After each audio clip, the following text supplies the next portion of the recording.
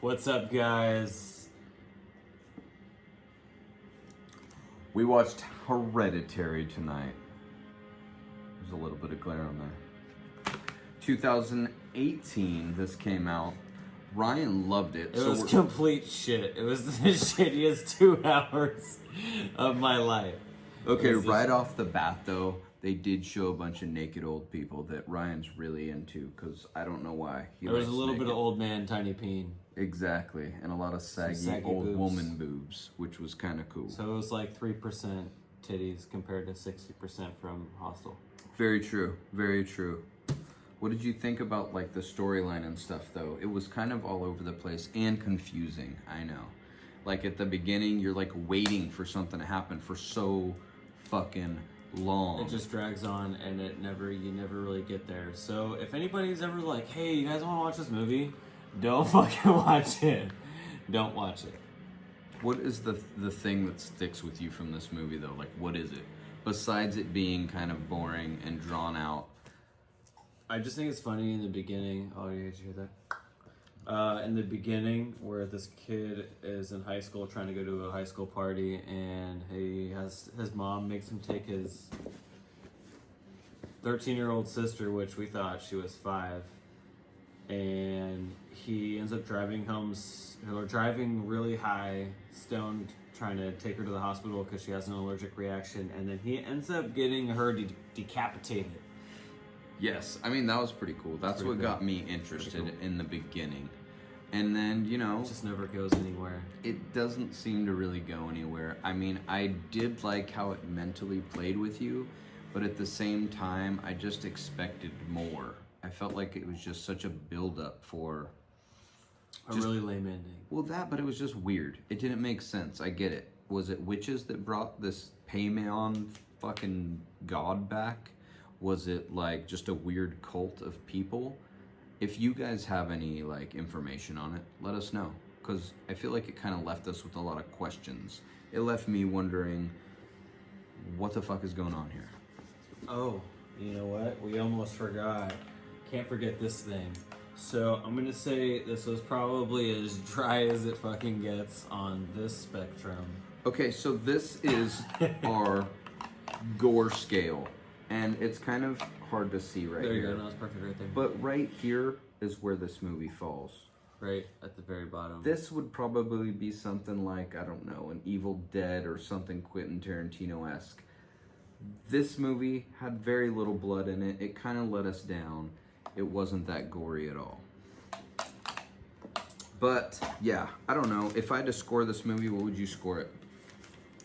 Be fair, because, I mean, there was some creativity that went into this. I'm going to say it was probably a 3.5.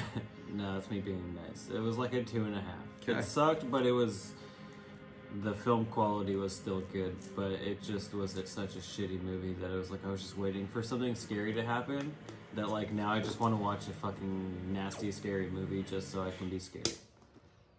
I'm going to go ahead and give it a 5 just based on creativity, because it did kind of keep you wondering what the fuck's going on. You just give it a 5?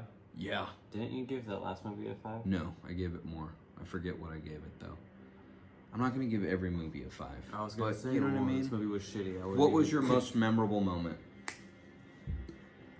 Probably the part where the mom in the end... Actually, no, it's when the dad gets lit on fire. So the whole concept is the mom... Spoilers, by the way, just in case you were wondering. Because you don't want to watch this fucking movie. There's going to be a lot of spoilers, though. Shit.